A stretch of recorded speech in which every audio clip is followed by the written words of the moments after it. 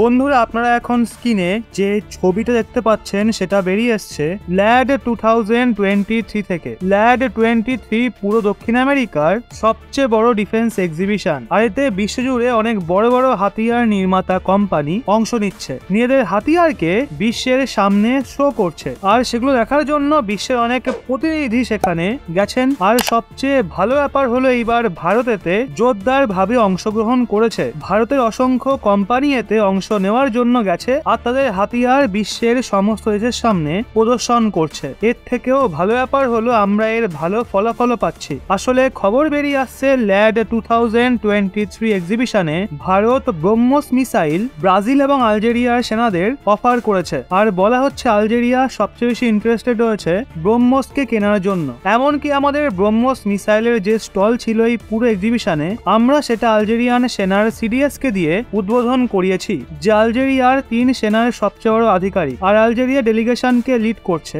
এই পুরো এক্সিবিশনে। এরপর যে আরব ডিফেন্স রয়েছে, যারা পুরো আরব ওয়ার্ল্ডের ডিফেন্স খবরকে এখানে মনিটর করে, তারাও বলেছে ভারত এবং আলজেরিয়ার মাঝে এই ব্রহ্মোস ডিল হওয়ার মারাত্মক চান্স রয়েছে। এছাড়া অনেক ডিফেন্স সোর্সও বলছে ভারত এবং আলজেরিয়ার মাঝে এই ডিল যে কোনো সময় হতে পারে, কারণ আমরা আলজেরিয়ার চিফ অফ ডিফেন্স স্টাফের সঙ্গে একটা বিস্তারিত আলোচনা করেছি এই ডিল নিয়ে। সেই সঙ্গে আমরা শেষে ওনাকে ব্রহ্মোসের একটা চিহ্ন দিয়ে সম্মানিত করেছি। আপনাদের এটাও জানাই, শুধু আলজেরিয়াই নয়, আরো একটা দেশের নাম সামনে উঠে আসছে, সে হলো ব্রাজিল। স্ক্রিনের দিকে তাকান, আমাদের ব্রহ্মোসের স্টলে একটা হাই লেভেল ডেলিগেশন এসেছিল ব্রাজিলের, যেটা সরাসরি ব্রাজিলের ডিফেন্স মিনিস্টার লিড করছিলেন। উনিও ব্রহ্মোস মিসাইল নিয়ে পুরোপুরি আলোচনা করেছেন আর ব্রহ্মোস মিসাইলের ব্যাপারে সমস্ত তথ্য নিয়েছেন, এর ক্যাপাবিলিটি, এর অ্যাকুরেসি, সবকিছু। আর এটাই প্রথমবার নয় যে ব্রাজিল এতটা গভীরভাবে এনকোয়ারি করছে ব্রহ্মোস নিয়ে। আসলে এর আগে ব্রহ্মোসের একটা এনজি ভ্যারিয়েন্ট যা